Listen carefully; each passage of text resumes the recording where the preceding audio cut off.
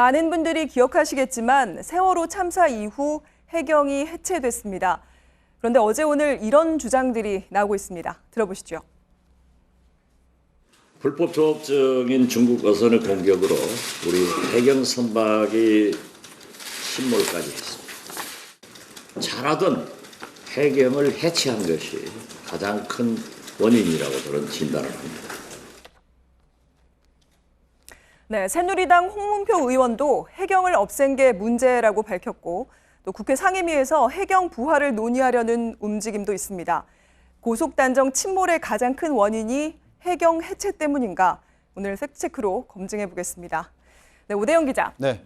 해경이 있었다면 이런 일이 벌어지지 않았을까요? 그게 정치권에서 주장하는 논리인데요. 네. 맞는지 답 찾아보겠습니다. 그동안의 상황 변화부터 짚어볼 텐데요. 해경은 2014년까지 해수부 밑에 해양경찰청으로 있었습니다. 그러다가 2015년에 국민안전처가 생기면서 해양경비본부로 편입됐습니다. 이번 일이 해경 해체 때문이라고 말하는 정치인들은 이런 조직 개편 과정에서 그 규모가 크게 축소됐다는 점을 근거로 말합니다. 그러니까 이것저것 다 줄여서 제대로 바다를 지키겠냐 이 얘기인데요. 과연 그런지 규모 알아봤습니다. 먼저 해경 해체 전후의 인원 비교해봤는데 2014년 해경 8,784명, 현재 해안경비본부 9,155명, 오히려 숫자가 늘었습니다.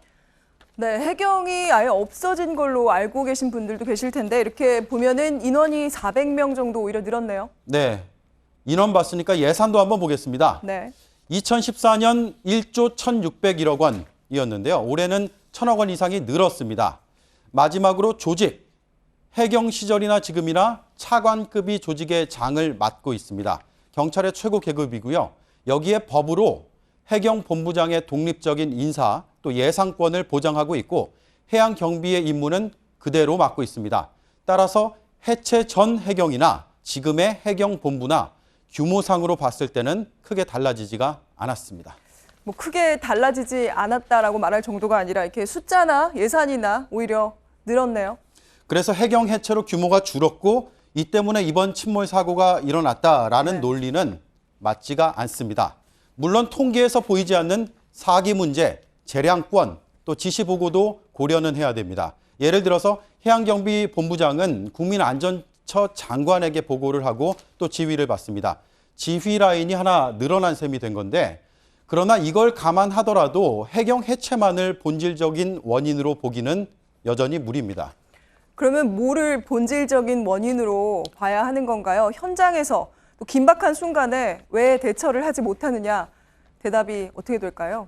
답은 현장에 있잖아요. 네. 일단 전문가의 얘기 한번 들어보시죠. 그 현장 위원들이 소신을 가지고 책임의식을 가지고 매뉴얼을 따라서 자기 권한을 행사할 수 있도록 그걸 줘라 이거야.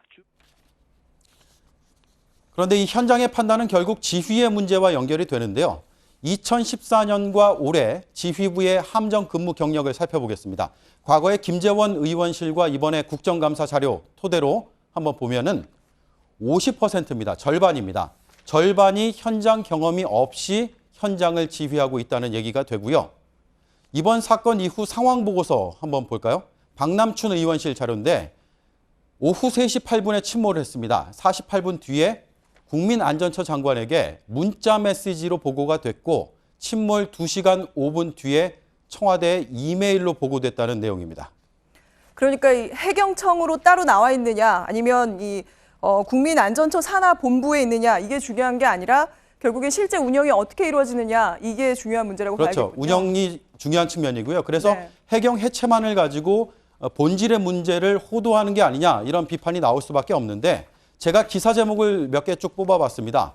한국 해경 겁 안 나, 살려내라 해양주권. 이거 최근에 기사 제목 같지 않습니까? 네. 또 있습니다. 주권 침몰, 간 큰 중국 불법 어선. 이것도 최근 것 같죠?